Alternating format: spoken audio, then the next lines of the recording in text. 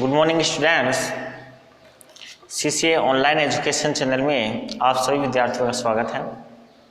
आज की क्लास में बच्चों अपन नया टॉपिक स्टार्ट करते हैं, जिस टॉपिक का नाम है पर्यावरण प्रदूषण। एनवायरमेंटल पोल्यूशन जो है वो आज का टॉपिक है। तो चलिए अपन स्टार्ट करते हैं आज का टॉपिक।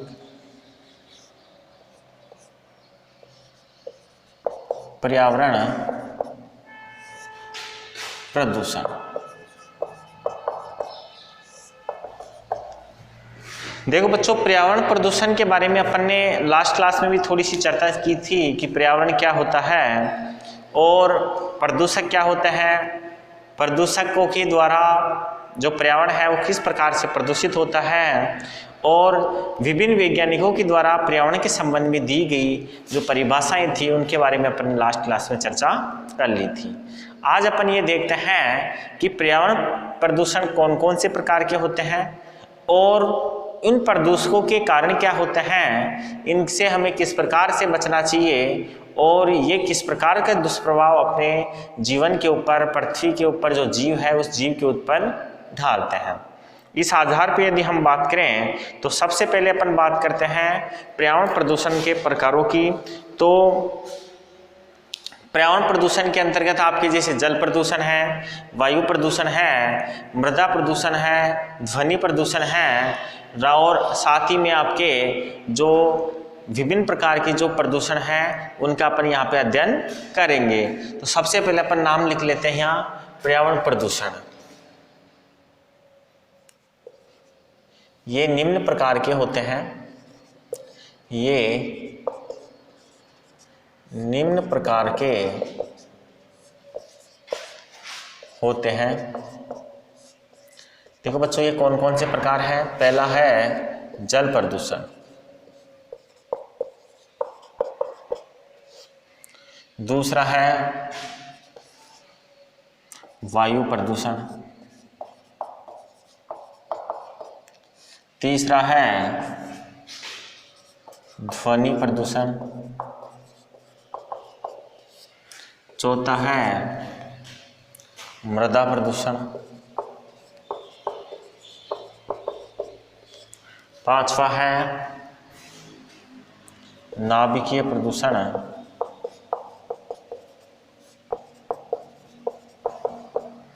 ये आपके कुछ प्रदूषण हैं जो मुख्य रूप से आपको यहाँ सिलेबस में दिए गए हैं, उनको अपने को अध्ययन करना है। सबसे पहले अपन यहाँ जल प्रदूषण की बात करते हैं। सबसे पहला अपना जो प्रदूषण है उसको अपन देखते हैं, वो है जल प्रदूषण। देखो बच्चों, वैसे तो आपने लास्ट क्लासों के अंदर 12th क्लास में आने से पहले कई बार आपने प्रदूषण के बारे में चर्चा की होगी और वहाँ पे आपने इसके बारे में अध्ययन किया होगा। यहाँ पे अपन एग्रीकल्चर और विशेष रूप से कृषि रसायन को ध्यान में रखते हुए हम प्रदूषणों की चर्चा करेंगे, कौन कौन से प्रदूषक होते हैं और इनके द्वारा किस प्रकार से जीव जंतुओं पर, पृथ्वी पर इनका प्रभाव पड़ता है, उस संबंध में अपने को चर्चा करनी है। इसी संबंध में हम जल प्रदूषण के बारे में बात करेंगे। देखो बच्चों, जो जल होता है ये सृष्टि के लिए एक आवश्यक तत्व है। बिना जल के सृष्टि संभव नहीं है। कई ग्रहों के ऊपर अपन ने देखा है कि जब जीवन की खोज की प्रक्रिया प्रारंभ होती है तो सबसे पहले वहाँ जल खोजा जाता है। अगर वहाँ जल उपस्थित है तो वहाँ पे जीवन के होने की संभावना तराशने का कार्य प्रारंभ किया जाता है। दूसरा कारक है ऑक्सीजन। जल और ऑक्सीजन के बाद ही वहाँ पर जीवन की संभावना खोजना प्रारंभ की जाती है। पृथ्वी पर भी यही है। जल पृथ्वी पर उपस्थित जीव के लिए एक आवश्यक घटक है, लेकिन कई बार कई क्रियाकलापों के परिणाम स्वरूप और विशेष रूप से मानव के द्वारा स्वयं के क्रियाकलापों के परिणाम स्वरूप ही जल के अंदर अवांछनीय तत्व प्रवेश कर जाते हैं। जल के जो अवयव होते हैं उन जल के अवयवों के अंदर अवांछनीय तत्व प्रवेश कर जाते हैं, जिससे उसका जो भौतिक संतुलन होता है वो बिगड़ जाता है और इस बिगड़े हुए भौतिक संतुलन के कारण ही जल प्रदूषण हो जाता है। तो हम ये कह सकते हैं कि जल के जो अवयव हैं उन अवयवों के अवांछनीय तत्व प्रवेश कर जाने के कारण उसका जो भौतिक संतुलन होता है वो बिगड़ जाता है, और इसका भौतिक संतुलन बिगड़ना ही जल प्रदूषण कहलाता है। तो इसकी एक डेफिनेशन अपन इस प्रकार लिख देते हैं कि जल के अवयवों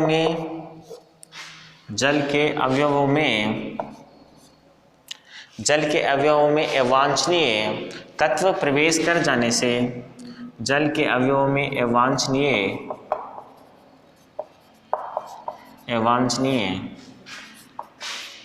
तत्व प्रवेश कर जाने से जल का भौतिक संतुलन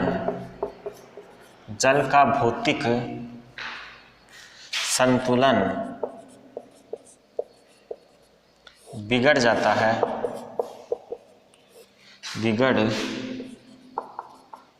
है, जिसे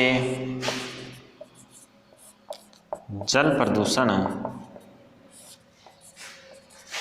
कहते हैं। देखो बच्चों, जल प्रदूषण किसे कहेंगे? जल का भौतिक संतुलन बिगड़ जाना ही क्या कहलाएगा? जल प्रदूषण कहलाएगा। और ये जो भौतिक संतुलन बिगड़ता है, ये बिगड़ता है अवांछनीय तत्वों के जल के अवयव में प्रवेश करने के परिणाम स्वरूप। इस प्रकार से हम ये कह सकते हैं कि जल में हानिकारक तत्वों का प्रवेश कर जाना ही जल प्रदूषण कहलाता है। अर्थात ऐसे तत्व जो जल में आवश्यक नहीं है, जल हमारे लिए उपयोगी है, और उसमें अवयवी तत्व जो हानिकारक है, हमारे लिए उपयोगी नहीं है, उन तत्वों का जल के अंदर प्रवेश कर जाना ही जल प्रदूषण कहलाता है। तो अपन यहाँ पर लिख सकते हैं कि इस प्रकार जल में अवांछनीय या हानिकारक तत्वों का प्रवेश कर जाना ही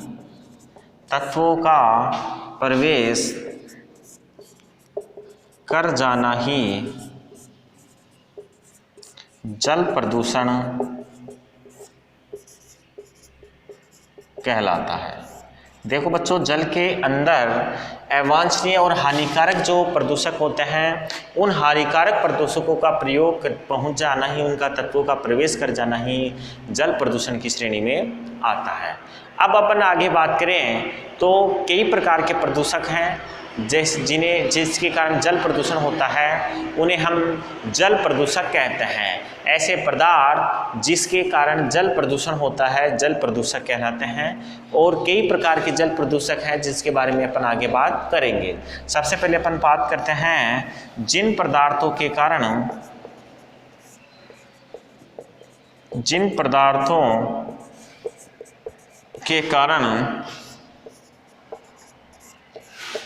जल प्रदूषण होता है, जल प्रदूषक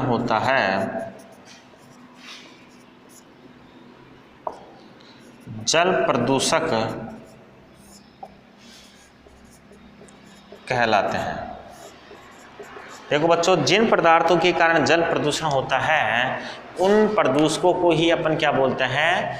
उन्हें जल प्रदूषक कहते हैं। सामान्यतः हम बात करें तो मानव के द्वारा जो भी क्रियाकलाप होते हैं, जो जल के जैविक, भौतिक और रासायनिक घटकों में कमी कर देते हैं। सामान्यतः पहला जो जल प्रदूषक है वो स्वयं मानव ही है, क्योंकि मानव के विभिन्न क्रियाकलाप जो होते हैं वो क्रियाकलाप जल के भौतिक, जैविक और रासायनिक घटकों के अंदर कमी पैदा कर देते हैं, और इस कमी के कारण ही जल प्रदूषित हो जाता है। तो इसका पहला जो घटक है वो है, पहला जो प्रदूषक है वो स्वयं मानव ही है। तो अपन लिख सकते हैं कि पहला जल प्रदूषक मानव ही है, जिसके विभिन्न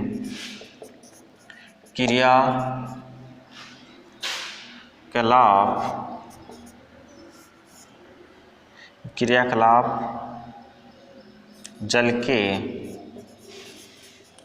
भौतिक, जैविक व रासायनिक, जल के भौतिक, जैविक व रासायनिक घटकों में परिवर्तन करके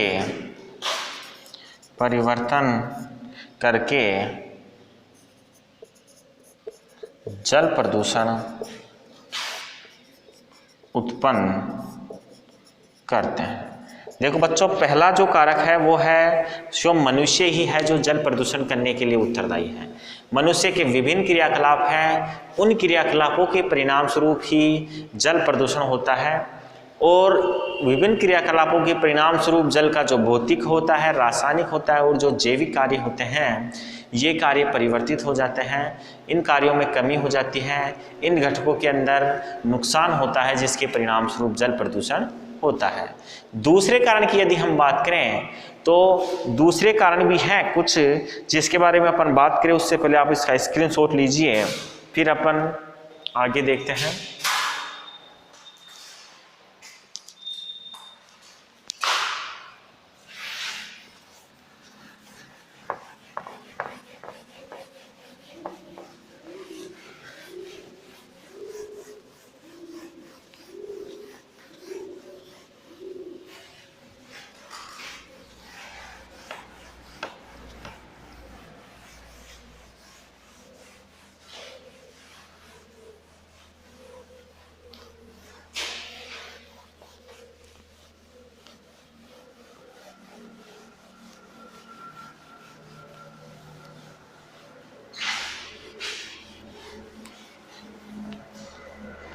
दूसरे कारण की अपन बात कर रहे थे कि जल प्रदूषण का दूसरा कारक क्या है।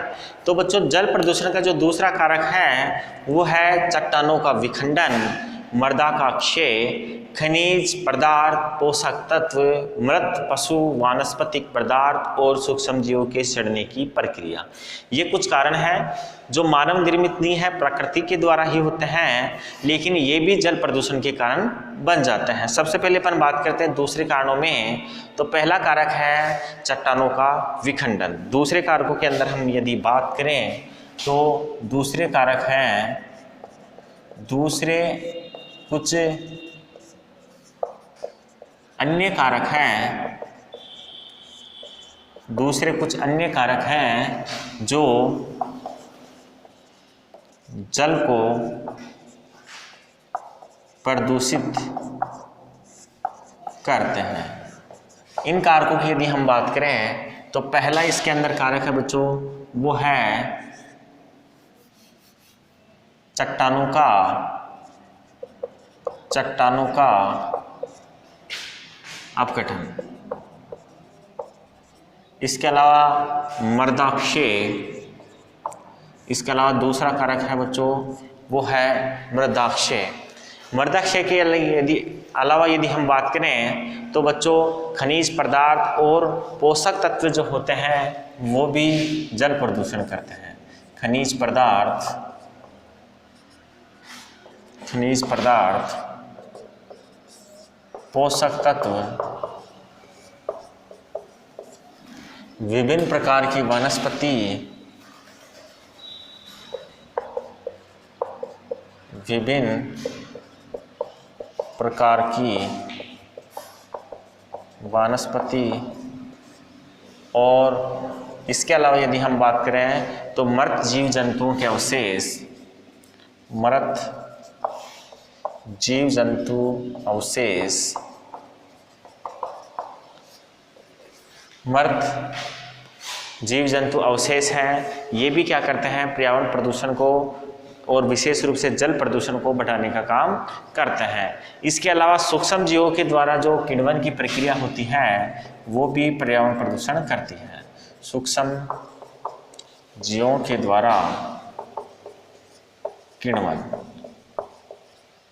किण्वन की प्रक्रिया जो होती है उससे ये क्या करते हैं, मृत जीव जंतुओं को अपघटित कर देते हैं। उसके किण्वन की प्रक्रिया के परिणाम स्वरूप जो बदबू उत्पन्न होती है, जो दुर्गंध उत्पन्न होती है, उसके परिणाम स्वरूप से कई प्रकार के जो कारक होते हैं वो जल प्रदूषण का कारक बन जाता है। इसके अलावा तीसरे कारक भी हैं कुछ, जिनकी यदि हम बात करें तो कृषि कार्य और औद्योगिक विकास जैसे जैसे हुआ है वैसे वैसे जल प्रदूषण के मान में वृद्धि हो रही है। कृषि कार्यों के परिणाम स्वरूप प्रयुक्त होने वाले जो रासायनिक उर्वरक होते हैं, जो पेस्टिसाइड्स होते हैं, वो जल प्रदूषण का कारक बनते हैं। और औद्योगिक विकास के लिए जो प्रयुक्त होने वाले जितने भी रसायन हैं, उद्योगों से उत्पन्न होने वाले जो अपशिष्ट पदार्थ हैं, ये जल स्रोतों में पहुंचकर जल प्रदूषण को बढ़ा देते हैं। तो यहाँ पर तीसरे कारण की बात करें तो कृषि कार्यों एवं औद्योगिक इकाइयों के विकास के साथ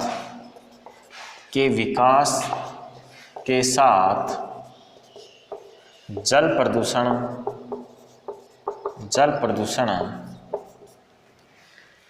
के मान में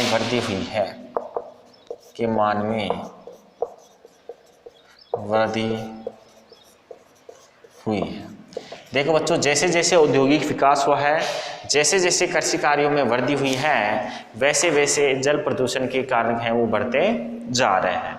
अब हम कुछ कारक हैं जल प्रदूषण के, कई अन्य कारक हैं जिनके बारे में विस्तार से हम जब जल प्रदूषण के कारकों की बात करेंगे तब वहाँ करेंगे। अब हम अगला टॉपिक लेते हैं जिसका नाम है जल प्रदूषण के मानदंड। अर्थात जल प्रदूषण जो होता है वो किस आधार पे पहचान में आता है, किस आधार पे अपन कह सकते हैं कि जल के अंदर प्रदूषण हो चुका है, ये दुर्गंध युक्त जल है, ये उपयोग के लिए नहीं है, ये हानिकारक हो चुका है। तो जल प्रदूषण के मानदंडों की हम यहाँ बात करते हैं। जल प्रदूषण के मानदंड, जल प्रदूषण के मानदंड, जल प्रदूषण के मानदंडों की हम बात करें तो कुछ ऐसे फैक्टर होते हैं, कुछ ऐसे कारक होते हैं जिसके आधार पे अपन ये कह सकते हैं कि ये जल प्रदूषित है या नहीं है। उनको अपन मानदंडों की श्रेणी में रखते हैं। और जल प्रदूषण के जो मानदंड हैं वो निम्न प्रकार से हैं। 3 कारक हैं जल प्रदूषण के।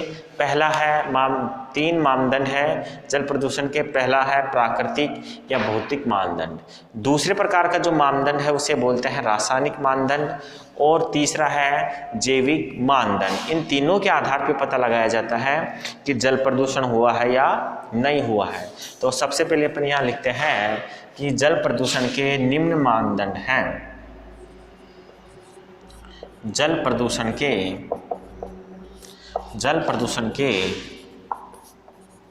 निम्न मानदंड हैं।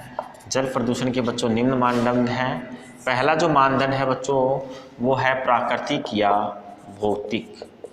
प्राकृतिक या भौतिक मानदंड। प्राकृतिक और भौतिक मानदंड की बात करें तो जल का जो भौतिक संगठन है, जल का जो प्राकृतिक कॉम्बिनेशन है, वो जो नेचुरल कॉम्बिनेशन है, उस संगठन के आधार पर अपन ये बता सकते हैं कि इसमें जल प्रदूषण अभी हुआ है या नहीं हुआ है।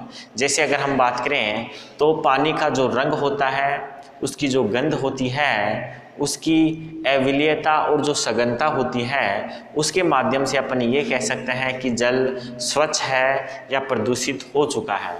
इसके अलावा तापमान है और प्राकृतिक रूप से जल प्रदूषण की अपने को जानकारी देते हैं। पानी का रंग कैसा है, सामान्यतः रंगहीन होता है। अगर उसके अंदर किसी प्रकार का रंग अपने को दिख रहा है तो इसका मतलब वो जल प्रदूषित हो चुका है। जल की जो गंध होती है वो गंधहीन होता है। जल रंगहीन और गंधहीन होता है। और अम्लीयता अर्थात जल सामान्यतः ध्रुवीय विलायकों के लिए विलय का काम करता है, लेकिन यदि ये उनको घोल नहीं पा रहा है तो इसका मतलब उसके अंदर प्रदूषण हो चुका है। उसका सघनता स्पष्ट होती है, उसका तापमान जो होता है वो निश्चित होता है। ये कुछ कारक हैं जिससे अपन ये पहचान सकते हैं कि जल प्रदूषण हुआ है या नहीं हुआ है। तो अपन यहाँ नोट करते हैं कि जल का रंग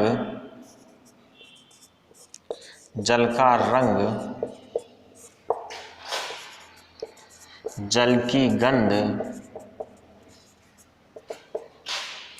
जल की विलेयता, जल की विलेयता, सघनता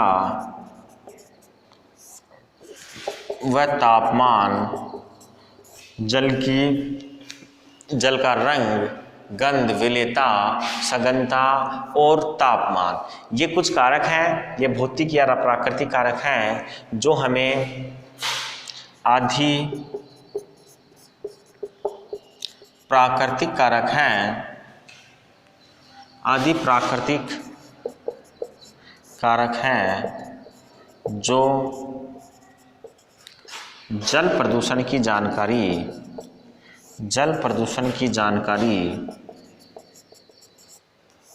देते हैं। ये कुछ प्राकृतिक कारक है बच्चों जो जल प्रदूषण की जानकारी देते हैं। जैसे अभी मैंने बात की कि जल का जो रंग होता है वो रंगहीन होता है, यदि उसमें रंग दिख रहा है तो इसका मतलब जल प्रदूषित हो चुका है। गंध की बात करें तो जल गंधहीन होता है, अगर उसमें किसी प्रकार की गंध आ रही है तो जल प्रदूषित है। विलेयता की मैंने बात की थी अभी, जल ध्रुवीय विलायकों के लिए विलेयता का काम करता है, लेकिन यदि ध्रुवीय जो पदार्थ हैं वो घुल नहीं रहे हैं तो कहने का मतलब जल क्या हो गया है, प्रदूषित हो चुका है। उसकी सघनता निश्चित होती है, जल का तापमान जो होता है वो निश्चित होता है, यदि उसमें परिवर्तन हो रहा है तो जल प्रदूषित हो चुका है। ये आपके भौतिक मानदंड हैं। इसके अलावा रासायनिक मानदंड भी हैं, उसके बारे में अपन चर्चा करें। उससे पहले आप इसे स्क्रीनशॉट लेके नोट कीजिए, फिर अपन रासायनिक जो मानदंड है उसकी जानकारी लेते हैं।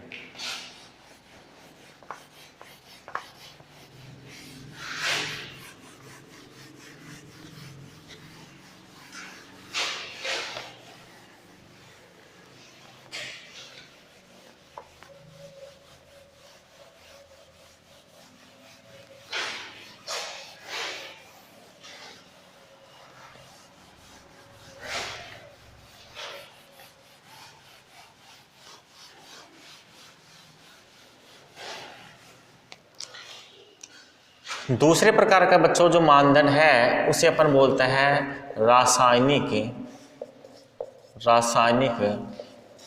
मानदंड।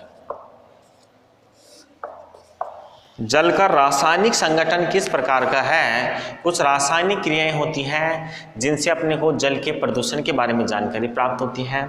साधारण रूप से यदि हम बात करें तो जल का जो pH होता है, जल का TDS जो होता है, जल का आयनिक साम्य और जल के अंदर छोड़े गए जो तत्व हैं, ये कुछ कारक हैं जो जल प्रदूषण को प्रदर्शित करने का काम करते हैं। तो इसमें यदि हम बात करें तो जल की pH, जल की TDS,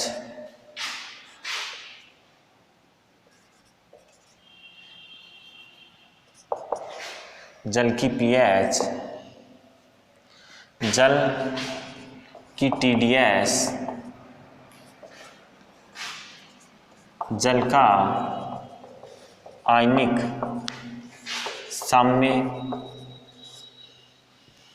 और इसके अलावा यदि हम बात करें तो जल में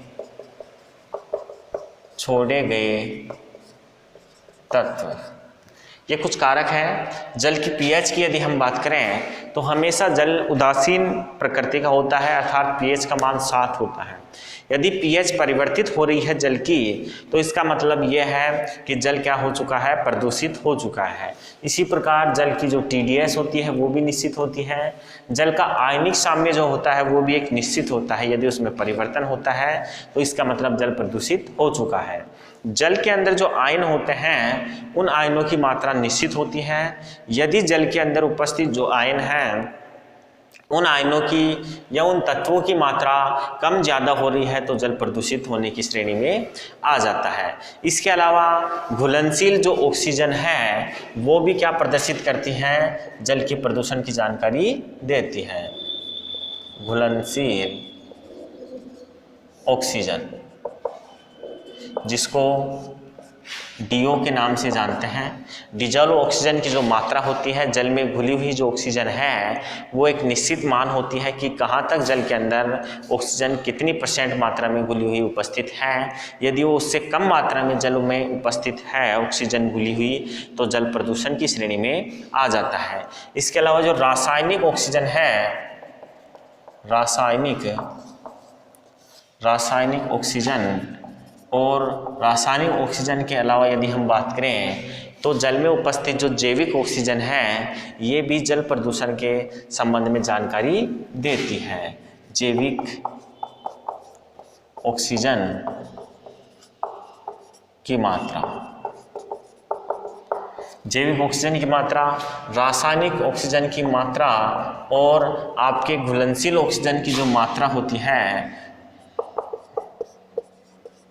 जिसे DO के नाम से जाना जाता है, डिजॉल्व ऑक्सीजन के नाम से जाना जाता है, ये आपके जल प्रदूषण के बारे में जानकारी देते हैं कि जल प्रदूषण है या नहीं इसके बारे में। इसके अलावा जल के अंदर जो रेडियो सक्रिय पदार्थ होते हैं, जैव रसायन जो होते हैं, बाहरी तत्व जो होते हैं, ये भी जल प्रदूषण की जानकारी देते हैं। यहाँ पर लिख सकते हैं जैव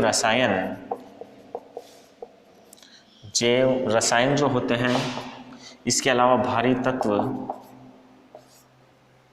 जैसे लेड है, आपके Hg, पारा है, या आपके भारी तत्वों की श्रेणी में आते हैं।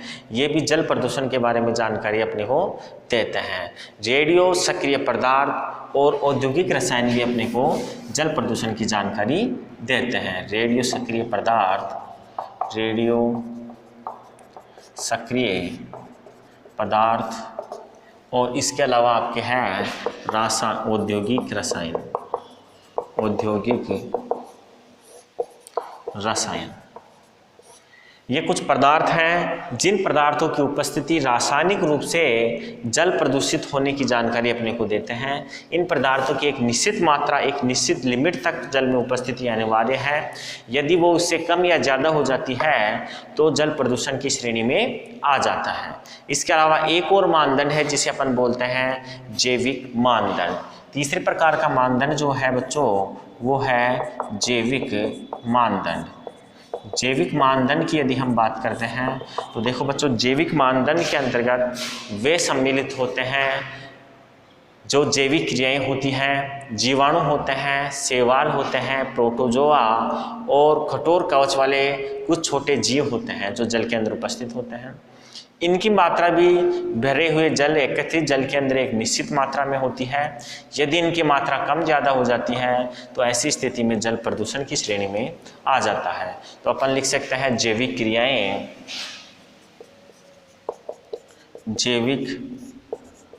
क्रियाएं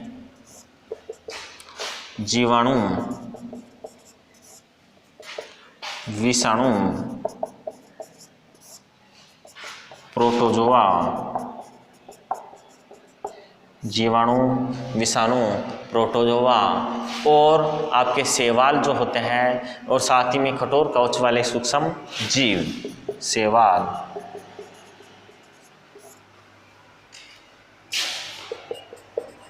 कठोर कवच वाले सूक्ष्म जीव, ये जो हैं ये आपके जल प्रदूषण के बारे में जानकारी देते हैं। जैविक क्रियाएं जो होती हैं, जीवाणु, विषाणु, प्रोटोजोआ, शैवाल और आपके कठोर कवच वाले जो सूक्ष्म जीव होते हैं, इनकी मात्रा प्रदर्शित करती है कि किस मान तक जल के अंदर उपस्थिति क्या उपस्थित है, प्रदूषण की श्रेणी में जल है या नहीं है। तो बच्चों, अपन ने आज की क्लास में जल प्रदूषण के बारे में पढ़ा है और साथ ही में जल प्रदूषण के जो मानदंड हैं, 3 मानदंड हैं। प्राकृतिक मानदंड है, इसके अलावा रासायनिक मानदंड है और साथ ही में तीसरा है जैविक मानदंड। तीनों के बारे में अपन ने चर्चा की ली है। इससे आगे नेक्स्ट क्लास में स्टडी करेंगे। आज की क्लास यहीं तक रहेगी। थैंक यू, धन्यवाद।